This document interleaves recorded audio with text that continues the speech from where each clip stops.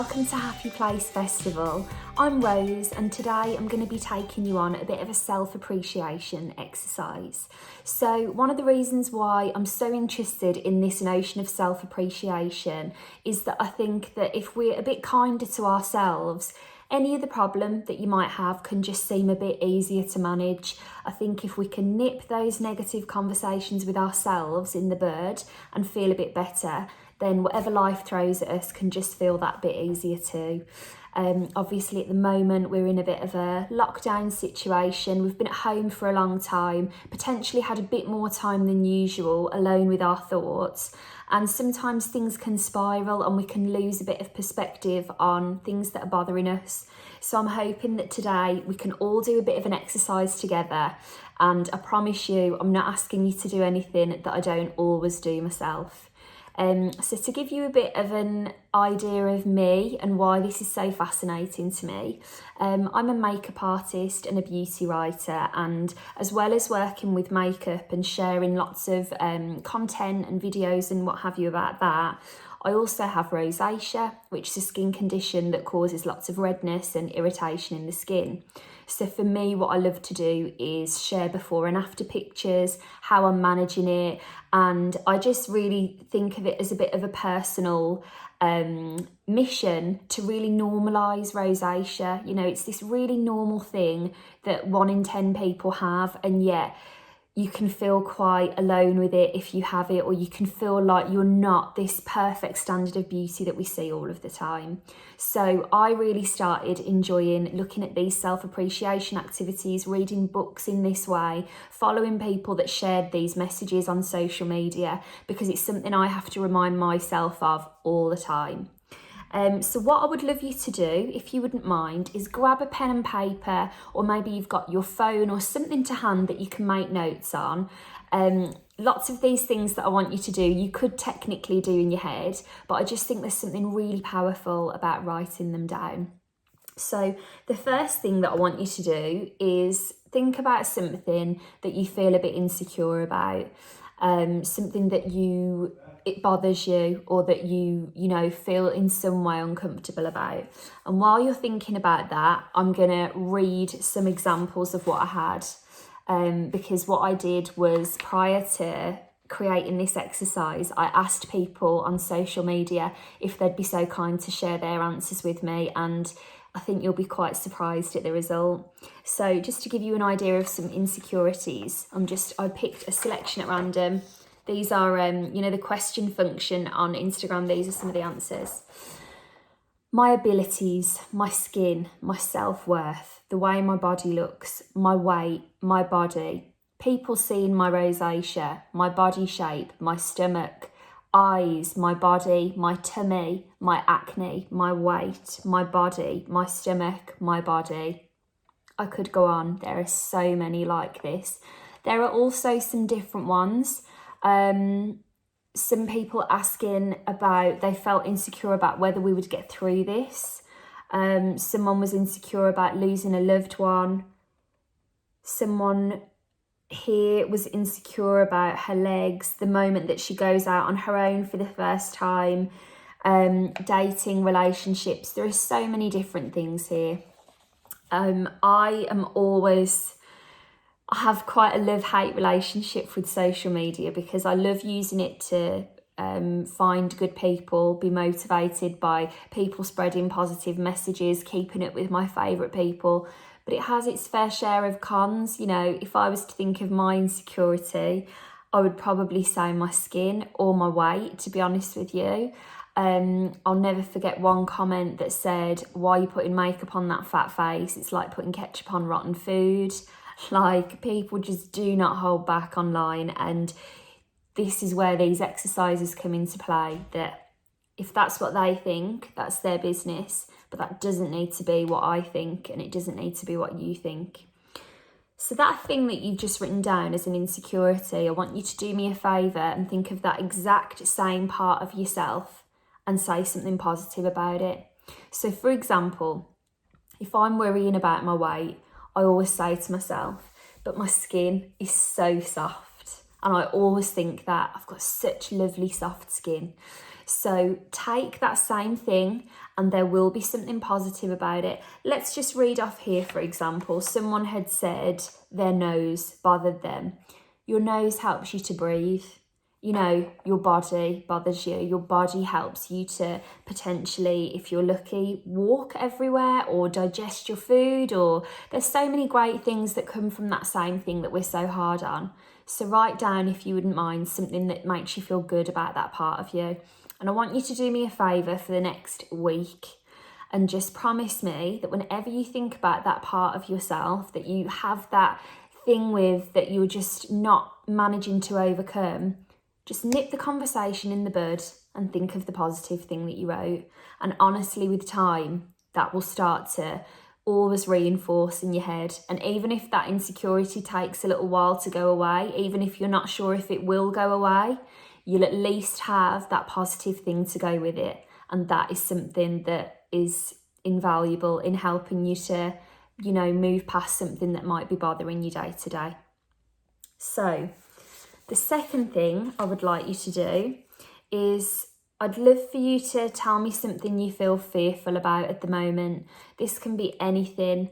Again, I'm just going to read some examples. I asked this same question and I purposefully kept my questions quite vague. So I asked you there something you're a bit insecure about, something you're fearful of. That can mean anything to any different person. But again, I've got my answers and here are some that came through. I actually felt very touched by the amount of people that answered these questions. And I think that because we are in this lockdown at the moment, people just want to connect more than ever. And it was really lovely to know how many people wanted to share. So I'll share some with you. I'm going to start by saying lots of people said spiders, which I was right there with them because I am terrified of spiders. So lots of them were things like spiders, rats, there's bees here, snakes, lots of animals came up, dogs and cats. But there was one word that came up more than any other: death. Everybody was frightened of death. Losing loved ones came up so often, family becoming ill. My parents forcing me to be with a woman but I'm gay, my mum or my sisters dying, being abandoned and losing the people that I love, not being here for my autistic children, never working to my full potential, my life without my parents, trying to social distance in work, public speaking, not being good enough, getting older and not having anything of my own to be proud of, being alone. There were so many of these great fears, okay? And I want you to think about all of these fears, and so much love is entwined in all of them. You know, so many people are worried about losing somebody that they love. So many people are worried about being on their own and not having someone to share love with. And I just found that really interesting as well. I think the moral of the story from that is, I don't know what you wrote as your fear, but I would hazard a guess that it was something to do with connection to somebody, or indeed in the space of an animal, something coming into your space that you don't want in there. But it's a very personal question, isn't it? The fear question. And then the last question, this was my favourite, and this is going to be my favourite. I'd really love you to tell me something that you're looking forward to doing once lockdown is completely over. So what are you just so excited to do? And I'm going to read you some of the answers I had to this one as well.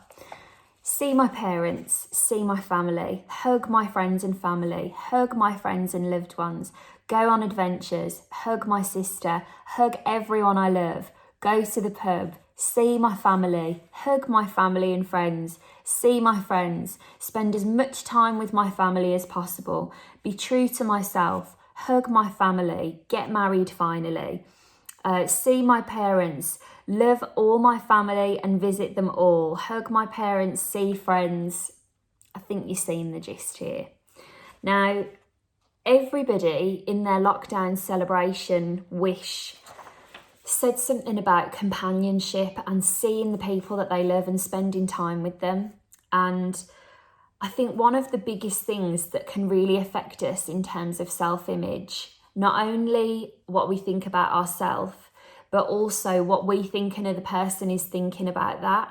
I'm not sure if I read it out, but one girl had put in her fear section that she's never going to be good enough and that comparison is the root of evil. I really remember that comment. And I think we do compare a lot.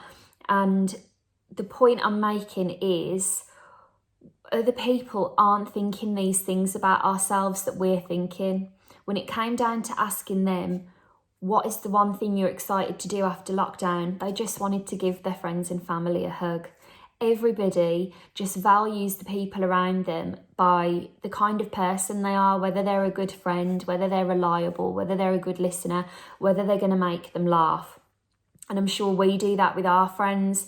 We don't care if our friends have put on a few pounds, lost a few pounds, their nose is shaped differently to ours, their body is shaped differently to ours, as some of those comments have said in the beginning.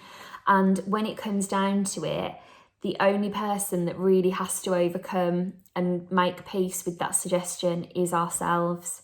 So what I want you to do, coming back to my original request, is when you're thinking about that thing that you're insecure about, please make an effort to assign something positive to that place as well. And whenever you think about it, and we all do, I think about my things all the time that bother me. I promise you, I'm not stood here saying I'm the most confident person in the world. I'm far from it. But I do these practices every day and they're getting me there, and I hope that they might get you there. Just remember that your friends and family and people around you appreciate you for so much more than any of those things, and it's in your power to change the conversation you have with yourself and always say something positive when you're worried about that negative. I mean, I'm just going to show you now, like, my skin would absolutely be something that I'm really self-conscious of. I'm not going to say that it's not. I'm just going to take my makeup off. But I always tell myself, whenever I'm having a day and thinking, oh gosh, my skin is really red, or all of the rest of it, I just think, yeah, but by me showing my skin, I might be making someone else feel better that's worried about their skin. So here you go. That's what's really going on for me. And that's my positive flip on a negative situation. So I hope you enjoyed this exercise. Please keep it up.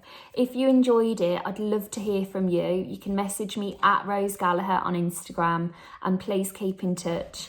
And it's been such a pleasure to be part of Happy Place Festival. But thank you so much for having me, and I really hope to hear from you soon, and I hope you got lots of good from the exercise. If you like that video, there are loads more talks, classes and exclusive videos from the Happy Place Virtual Festival. So don't forget to subscribe on YouTube. Do follow us on Instagram for constant updates, and enjoy.